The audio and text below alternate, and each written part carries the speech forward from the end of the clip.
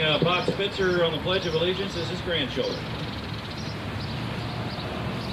Everybody now I can play it. I pledge allegiance to the flag of the United States of America, one nation, under God, indivisible, with liberty and justice for all.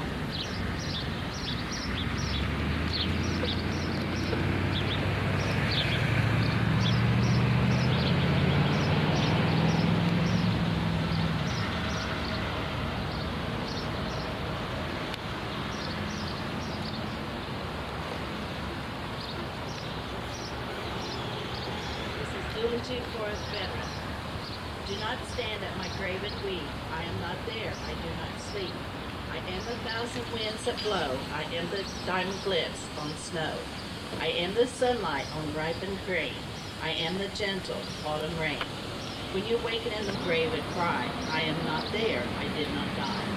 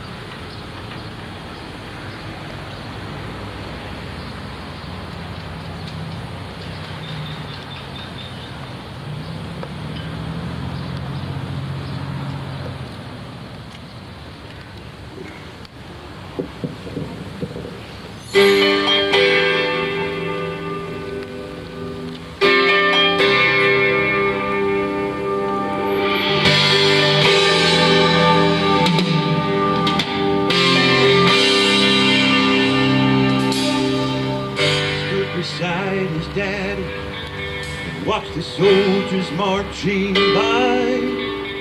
It was Veterans Day and he wondered if there were tears in Daddy's eyes. Later they laid flowers beside a monument of stone. He said, "Son, my daddy went to fight, didn't make it home." Fallen, not forgotten, he was a hero, he stood so tall, and forever he will remember with honor and glory. He gave his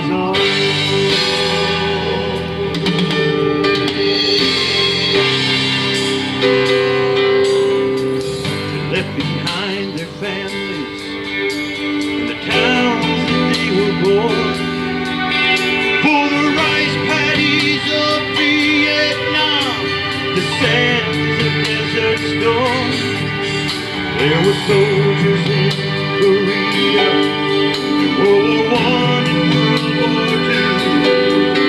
They paid the price, some gave their lives when they fought for me and you. Fallen, not forgotten. They were the heroes. They stood tall.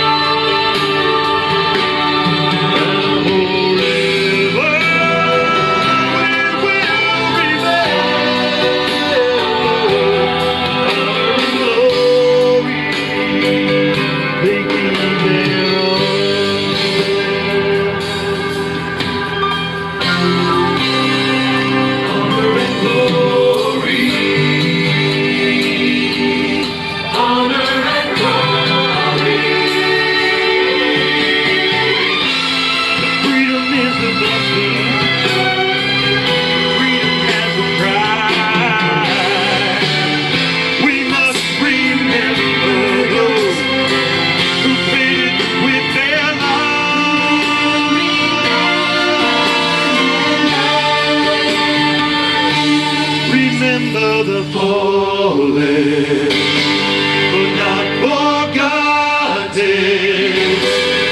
They were the heroes. They stood tall. Forever we will remember. Honor and glory.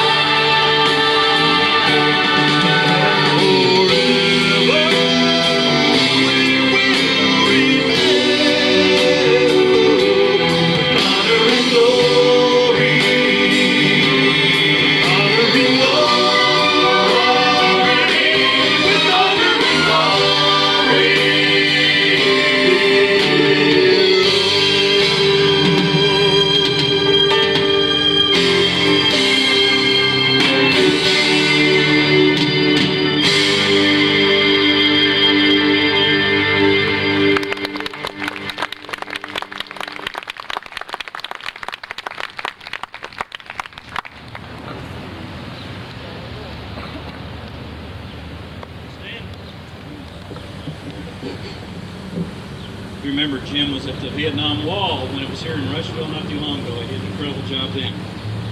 Remember to stand fast in the liberty and freedom that comes from our Lord Jesus Christ. Good morning and welcome to the dedication ceremony for the Veterans Memorial Park Monument. My name is Dave Matney, and once again it's an honor to be part of another special tribute to the veterans in our great nation. Rush County has proven once again that they love their veterans. We are a proud, patriotic community. At this time, I would like all the veterans in the audience to stand now and be recognized. And please, veterans, stand up for us. Thank you for your dedication to the cause of freedom, gentlemen and ladies.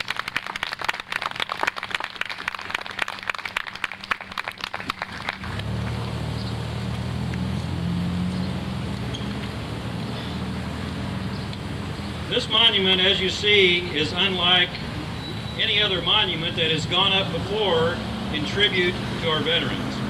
Not being the standard limestone or granite statue, this monument is very unique in that it portrays the bridge that the veterans have to cross when they give their pledge to protect our democracy and preserve our nation and other nations' freedoms. Obviously, this is not the perfect monument. I have heard that perfect monuments are found deep in the ocean and also deep in the jungle, where a bayoneted rifle is stuck in the ground, a helmet placed on top, and dog tags hung from the top of it. A solemn and hollow place where the final battle of that soldier was fought. We are here today to dedicate this monument in honor of all veterans that have been, that are now, and that will be in the future. The committee that has been working on this monument have done everything humanly possible to construct a fitting monument that this community would be proud of for a very long time. And I personally believe that they have succeeded in grand fashion. Do you agree with me on that?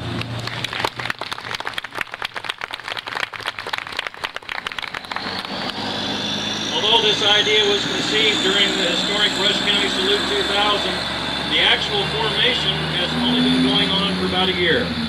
It's no accident how ideas like this turn into completed projects. It took extreme focus from the start to the finish.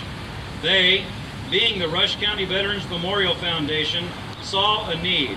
That was to construct a fitting monument that would show Rush County remembers and the sacrifices that were paid by all veterans, and to place this monument at Veterans Memorial Park.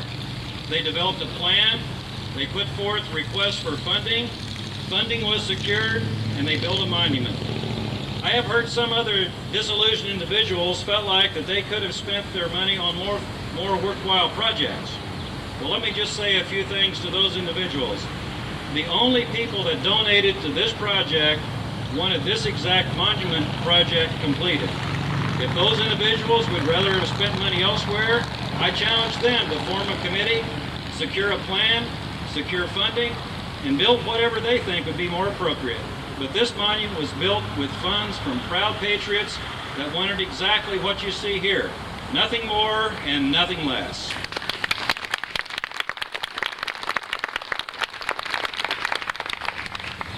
The committee was formed almost a year ago, is a good cross-section of Rush County residents, and I will now proudly introduce each of them to you. They have sacrificed countless hours on this project, and almost all of them have something to say to you this morning, so I will get on with it. But I must warn you that some of these introductions may be longer than what they have to say. So let us begin. The first member of the committee that I would like to introduce was born May 22nd, 1922 in Rush County, Indiana, the son of J. Reed and Mildred Miller Mall in a small home on the Mall homestead. He attended Walker Township School and graduated from Manila High School in May 1940. During those years, he assisted with farm work. After graduation, he worked at Rex Manufacturing Company in Connersville, Indiana, and then went to work for Allison Division General Motors in Indianapolis, Indiana. In October of 1942, he enlisted in the United States Air Force as a result of the United States' involvement in World War II. During the 3.5 years of service, he served in the China-Burma-India theater as an aerial engineer, moving troops and supplies from India to China. He was released from military service in March 1946. He married his childhood sweetheart, Ruby Louise Davis, on April 6, 1944. They are parents of Larry Allen and Linda Lou Mull. He was involved in the farm implement sales and service business for 7 years. He then moved to a farm in Posey Township in August 1953, farming there until his retirement in 1992. He has already been up here before in the folding of the flag ceremony. Ladies and gentlemen, Mr. Hugh Mull.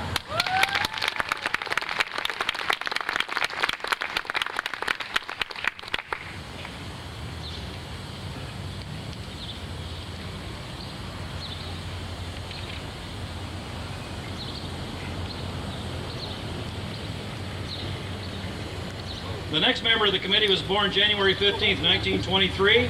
He graduated from Arlington High School, completed electrical course at Coyne in Chicago. He married Pauline Addison and they had 5 children. 4 are still living. 1 child was born dead, passed away at age 5. He has lived his whole life as a farmer and electrical contractor, except for 2 years in Zambia as a missionary. He was inducted into the Army in January 1943. He got his basic training in the 312th Combat Engineers of the 87th Infantry Division at Camp McCain, Mississippi. After basic training, he was sent to the University of Georgia under the Army Specialized Training Program, ASTP, where he was a cadet enrolled in engineering. When the ASTP was discontinued, he was assigned to the 55th Combat Engineers of the 10th Armored Division. They were the first groups to go directly from New York to the landing at the Normandy beachhead. After fighting across France, they were sent to Luxembourg for the Battle of the Bulge. The 10th Armored Division was the first to cross the German border and were accompanied by news commentator K.V. Kaltenborn, who had been kicked out of Germany in 1939.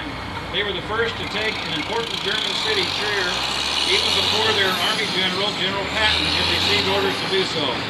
Later, after a brief stint under General Hodges of the First Army, they were led under Patton to race the German army to the National Redoubt. At one time, there were 2 enemy divisions following them, but they arrived in Innsbruck, Austria, just before the Germans gave up in that area. He was hospitalized twice, once for battle fatigue and once when hit by shrapnel from an 88mm artillery shell. He arrived home in January 1946 with tuberculosis and spent 5 years fighting this disease. His awards include the Purple Heart, the European Theater Ribbon, and 3 battle stars. Today, he is alive, I'm happy to say, healthy, and is currently the Veteran Service Officer of Rush County, a position appointed by the Commissioners of Rush County. Also a pitcher on the Arlington Christian Church ball team and a conductor on the White River Valley Railroad. Ladies and gentlemen, Rex Eugene Kemple.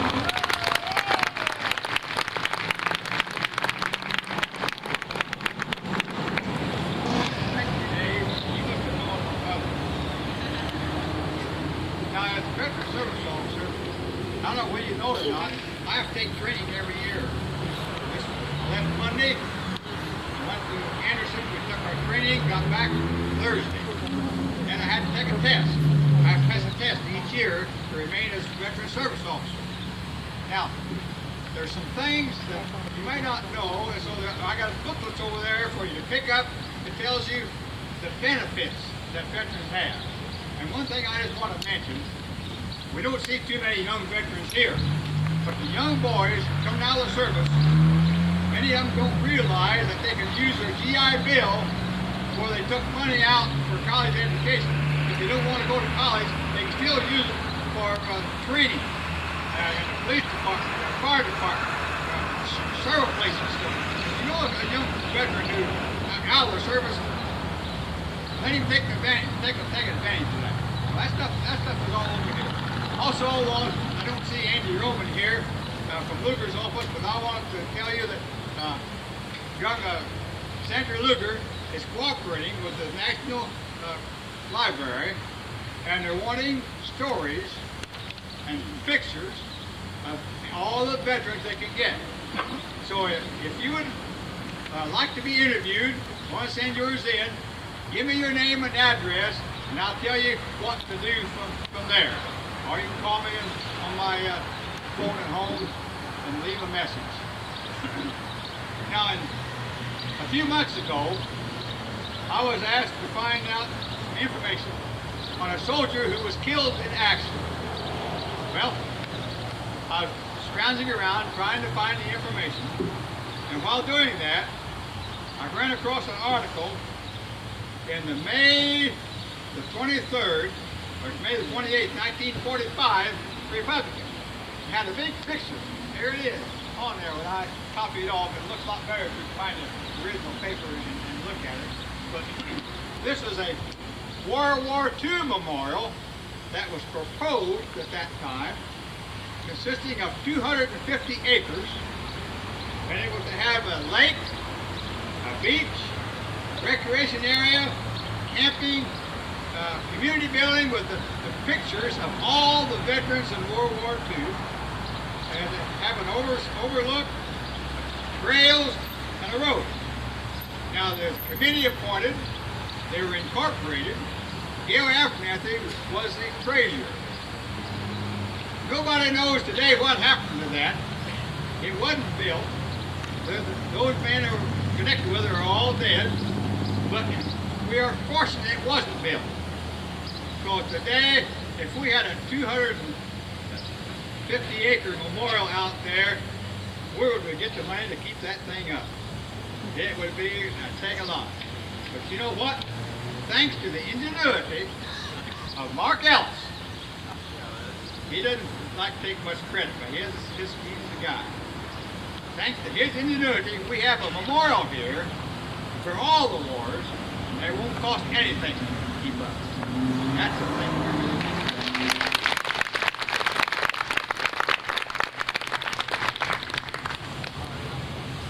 The next member of the committee was born November 19th, 1944 here in Rushville. He married Bonnie J. Noah in 1966. They currently have 3 children, Thomas, Becky, and Tracy, and 4 grandchildren. He attended elementary, middle school, and high school here in Rushville, and then went on to Purdue University. He proudly served in the United States Navy Nuclear Propulsion Program as a nuclear reactor specialist, qualified on several nuclear reactor and submarine operations during the Cold War and the Vietnam era. He has owned and currently owns and operates with family members Pizza King restaurants in Rushville, Liberty, Cambridge City, Greensburg, and Bloomington. He has co-managed and owned lumber yards, cabinet making business with family members, and has owned and operated a custom van conversion company. Currently a member of the Main Street Christian Church, Rushville Elks Club, VFW, VBA, American Legion, and currently State Commander of the United States Submarine Veterans of America. He has previously served as President of Rushville Youth Baseball and Football Programs, the Board of Directors of the Rushville Boys and Girls Club, Chairman of the Rush County March of Dimes. Ladies and gentlemen, the man that made it all happen, the Finance Committee Chairman, Mr. Tom Barnes.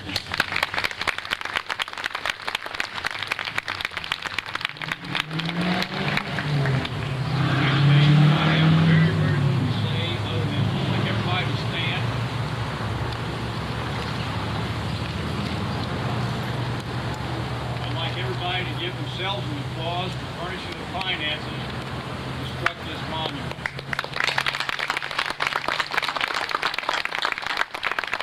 You can be seated. I have nothing more to say other than the fact that it's been a long, arduous drive creating the funds necessary to bring this monument into perspective as you see it today. We do, however, ask that you think about us in the next week or so, because we are still collecting money, places in the ground. You can see what we've done. I hope you all appreciate what we've done. And by your financial backing, we realize that what you're telling us, we did the right thing. Thank you very much.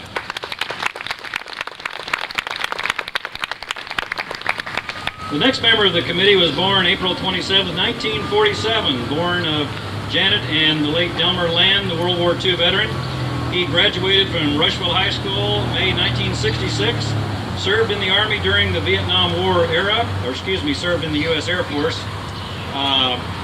Married Sandra A. Bain, children Mike and Patrick, Mike's fiancee Karina Binder, children Audrey and Zach.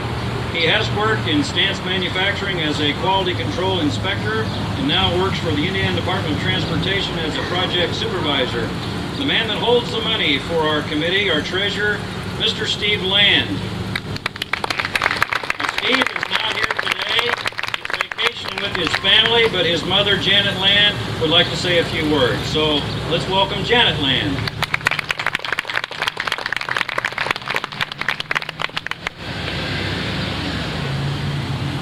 Thank you. I promised you that I'll say something. He and his wife sat there on the beach. He was so proud to be a part of this trip.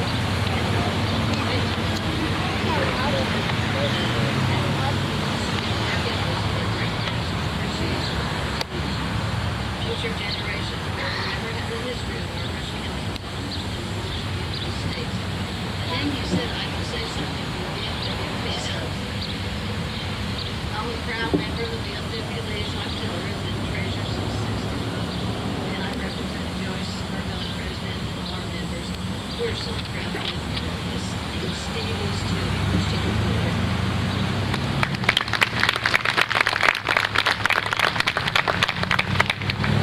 The next member of the committee is a lifelong resident of Rush County. He's a graduate of Ball State University with his Bachelor of Science degree in Radio TV Business Management. Additionally, he completed an AIB, American Institute of Banking degree from Indiana Central University, which is now currently the University of Indianapolis. He's a graduate of the University of Wisconsin's Graduate School of Banking. He is active in various community organizations, including serving as an elder in the Little Flat Rock Christian Church, a board member of the Rushville Rotary Club, board member of the Rush County Economic and Development Committee, advisory board member of WKWH Radio, and board member of the RHS-RCHS Alumni Association, where he was recently awarded the Service Medal for outstanding service to the community. He is married to the former Marsha Carney, and they have two sons, Jim, a senior at Franklin College, and Dan, a freshman at the University of Indianapolis. After 15 years of banking, 6 years ago, he became an agent for American Family Insurance here in Rushville. A wonderful asset for this project, serving as secretary for our committee. Ladies and gentlemen, Mr. Kevin Snyder. Thanks, Dave. First of all, I'd just like to say thank you to the committee for inviting someone who did not have the opportunity to serve in the military. What a privilege, what an honor, and what a blessing it's been to be with these guys, serve on this committee.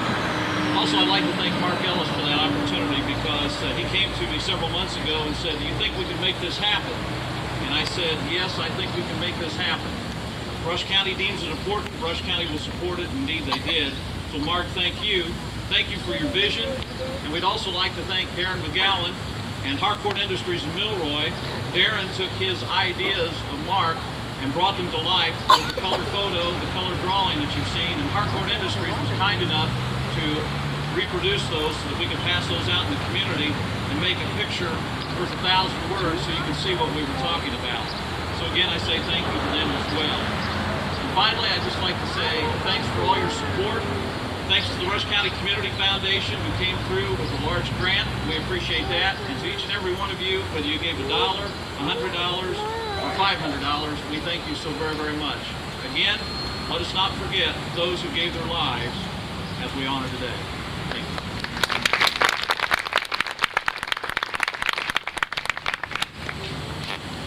The next member of the committee was born in Rushville, July 7th, 1927. His parents were Joseph and Lolita Brown. He attended school in Rushville, Milroy, New Salem, and Connersville. He finished his schooling in the Marine Corps. In 1944, he worked at the Naval Air Station in Seattle, Washington on seaplanes, mainly PBYs and some fighters. He returned to Connersville in February 1945 and enlisted in the Marine Corps on March 12, 1945. Took boot training at Parris Island, South Carolina, and combat training at Camp Lejeune, North Carolina. He was trained for the invasion of Japan, and his division's objective was the southern island of Kyushu, and mainly the city of Nagasaki. As history went, the United States dropped 2 atom bombs, one on Hiroshima and one on Nagasaki. The division headed for Japan via Pearl Harbor and Guam. When they arrived at the harbor of Nagasaki and saw all the gun emplacements that they would have encountered, they were, to say the least, glad the U.S. dropped the bombs. Words cannot express the effects of the destruction, only pictures. That sight will always stay with me, he says. They joined the 2nd Marine Division, which was part of General MacArthur's occupation forces. The 2nd Division returned to the United States in May 1946, and several of the men were shipped to China, where they joined the 1st Marine Division. Their job was to assist the Chinese nationals who were led by General Chiang Kai-shek to help keep the communist forces at bay. He came back to the States in 1947, was stationed at Camp Pendleton, California until July 1948. At that point, he went to Parris Island, South Carolina, became a drill instructor. In June 1949, he married Carolyn Paddock. They have 2 daughters, Mrs. Pamela Allen of Columbia City, Indiana, and Mrs. Beth Martin of Rochester, Minnesota. 6 grandchildren and 2 great-grandchildren. He went to Korea in October 1950, where he joined A Company, 1st Battalion, 1st Marine Division. At that time in that country, the company was at the Chosin Reservoir, known as the Frozen Chosin, the Pusan Perimeter, and the Iron Triangle, known as Horseshoe Ridge, where he was wounded and shipped back stateside. After that, he had all types of duties in the U.S. and overseas. He also served in Vietnam with the Marine Corps from February 1968 to March 1969. He then returned to the United States and retired after 24 years service to our country. Presently residing at the Farm Road here in Rush County, ladies and gentlemen, I give you Sergeant Major Robert A. Brown, United States Marine Corps, retired.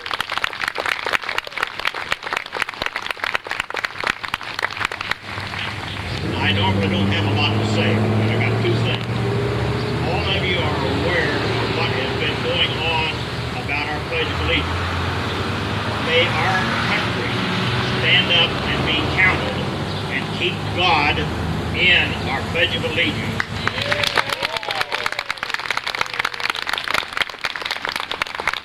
Secondly, you the accolades and everything of my fellow military people, really at the bottom of their heart, they all wish they could have been Marines.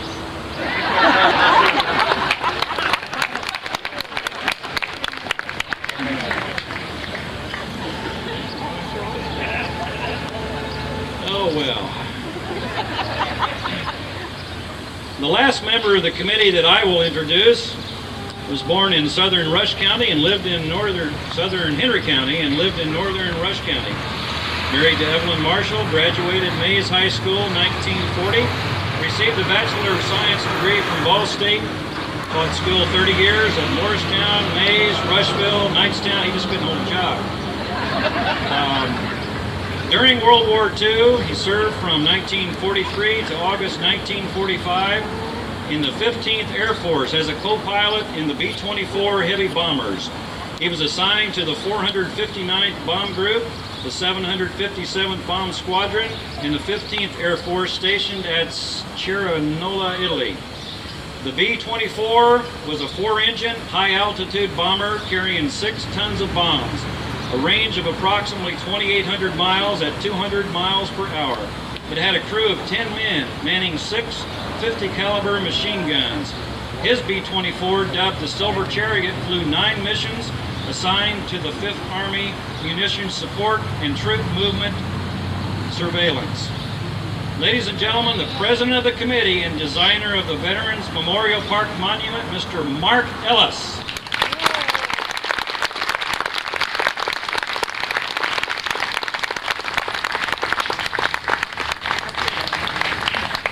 Boy, I tell you, it is supposed to be a foundation that each of us will see the memorial, when we review or come and rest and sit, that we all have a feeling of thanks to the guys that lost their lives, thanks to the guys that have served in the gals that have served in all the forces. Thanks to all of the Americans who made all of that possible. And thanks to God, born in 1949, he's the parents of Eva Matt Eaton, his family moved from Millward in 1986, purchased